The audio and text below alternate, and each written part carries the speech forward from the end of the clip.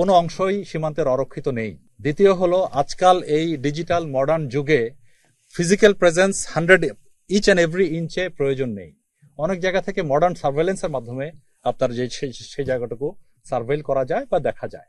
আমরা নিশ্চিত করে বিওপিগুলো এমনভাবে স্থাপন করা এবং পেট্রোলিং করে নিশ্চিত করা হয় যেন কোনো দিক থেকে কোনো ধরনের অনুপ্রবেশ হলে সেটা আমরা তথ্য পাই। গতকাল যে 65 পরে আরো 10 জন, এই 75 জনকে যাদেরকে ফেরত পাঠিয়েছি আমরা, এটা ছিল পানিপথে, নৌকা করে আসছিল ওরা। এই মেইনলি কিন্তু এখানে যে গ্রাউন্ডেই আছে সেই নৌকার ওইখানেও আমাদের পেট্রোল ছিল। তারপর যখন এটা হলো, আমি নিজে মহাপরিচালক কোস্টগার্ড মহোদয়ের সাথে কথা বলে কোস্টগার্ডের পেট্রোল ওখানে বাড়ানো হয়েছে, সো ওই দিক থেকে যাতে আর কোনো অনুপ্রবেশ না হতে পারে। সো ওই যে অনেক রোহিঙ্গা ঢুকে গেছে, এটাও সত্য নয়। তো এটাও অতিরঞ্জিত বিষয়, যেটা আমি অনুরোধ করেছি, অতিরঞ্জিত কোনো বিষয় যেন চাউর না হয় সেটা আপনারা নিশ্চিত করবেন। আর আমরা নিশ্চিত করছি বর্তমানে রোহিঙ্গা রেফিউজি এটা আর আমরা প্রবেশ করতে দেব না।